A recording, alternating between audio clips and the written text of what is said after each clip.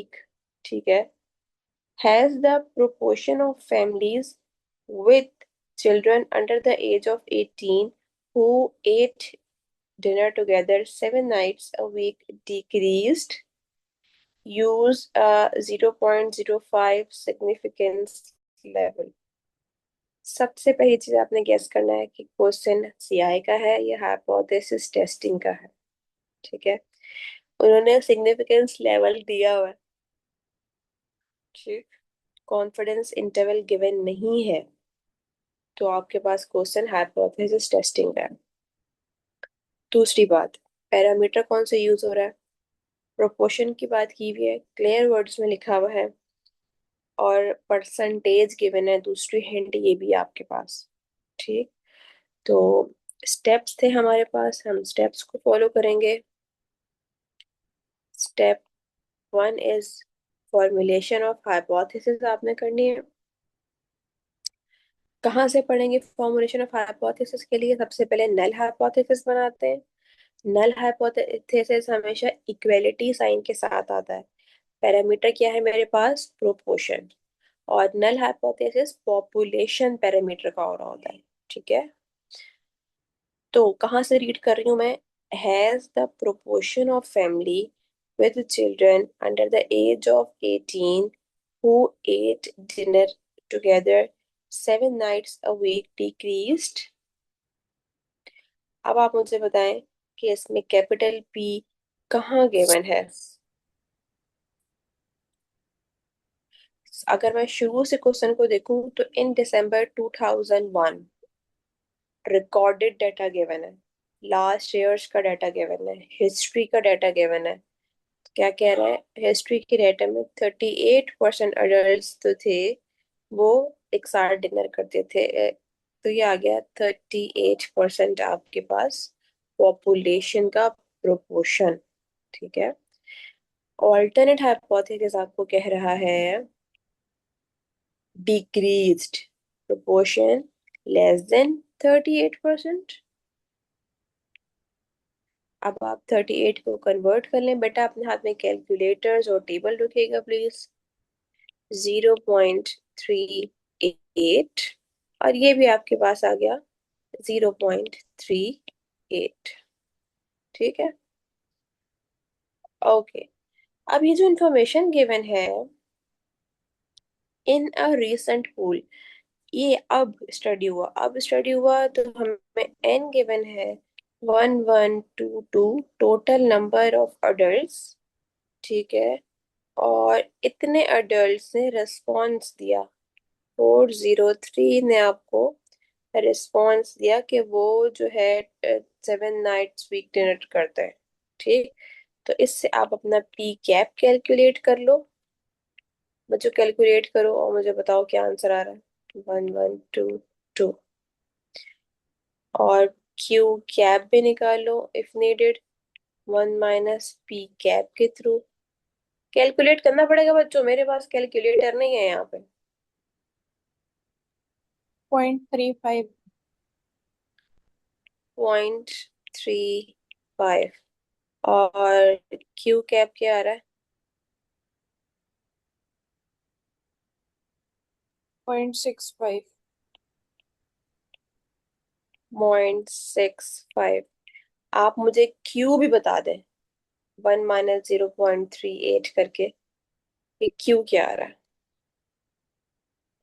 0.62। 0.62। मैंने सारी इंफॉर्मेशन अपने पास एक्सट्रैक्ट कर ली है। स्टेप 2 की तरफ आते हैं। स्टेप 2 में हम बताते थे अपना, स्टेप 2 में level of significance. Level of significance आपको गिवन है 0.05। इसमें अल्फा डू नॉट डिवाइड होगा क्योंकि वन साइड टेल की बात हो रही है। स्टेप 3 में आपके पास बनती थी फिगर, जो कि एक बहुत इंपॉर्टेंट फैक्टर है हमारे पास।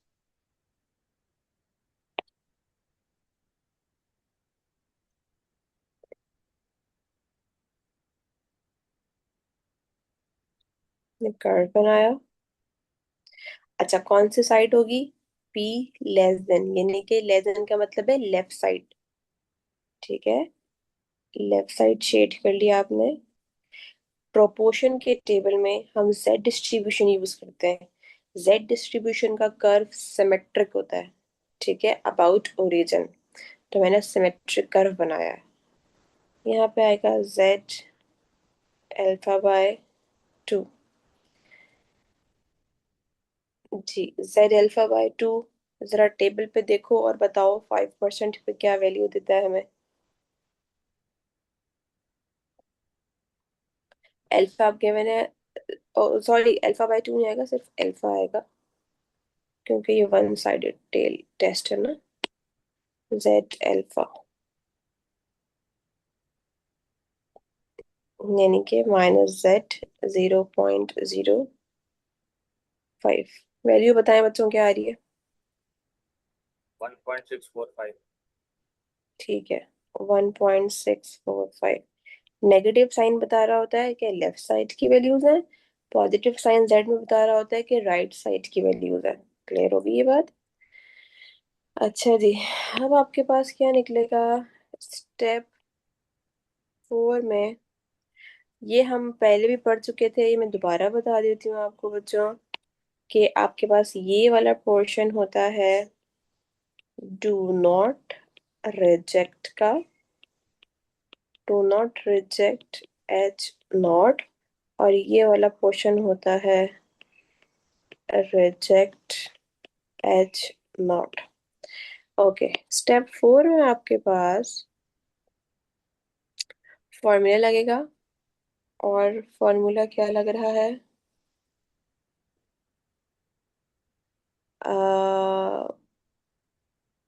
Z alpha under root P Q over N. और क्या था फॉर्मूले में, मैं कुछ मिस कर रही हूँ। फॉर्मूला रिकॉल करेगा, Z alpha under root P cap Q cap की जगह आएगा। कॉन्फिडेंस इंटरवल का फॉर्मूला है ना। कॉन्फिडेंस इंटरवल का फॉर्मूला ही लगता है इसमें। Z calculated is minus P P. cap minus P over P cap root PQ over N।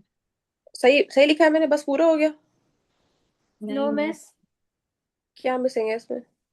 Miss बिल्कुल ही सही नहीं लिख रहा, बहुत कुछ मिसिंग है। क्या कह रहे हो, दोबारा बोलो। Miss P cap minus P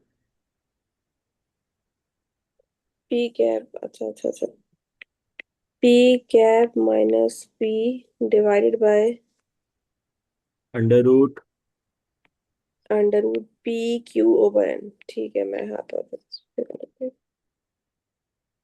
तो ये आपके पास आ गया फॉर्मूला।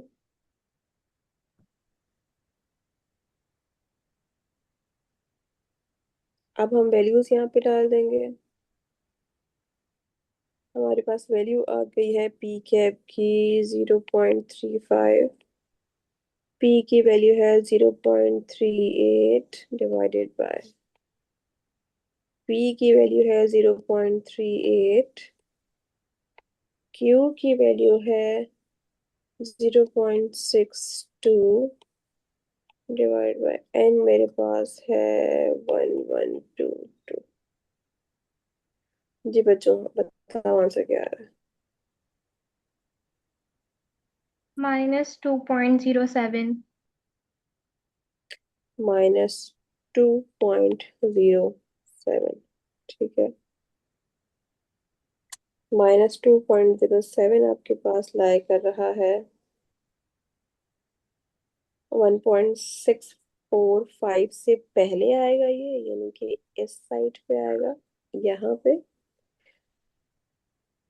z कैलकुलेटेड की वैल्यू आपके पास आई -2.07। इसका क्या मतलब होगा बच्चों, कि एच नॉट रिजेक्ट हो गया है।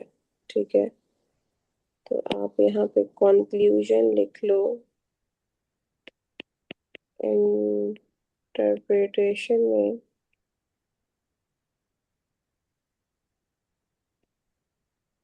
at 5% significance level, data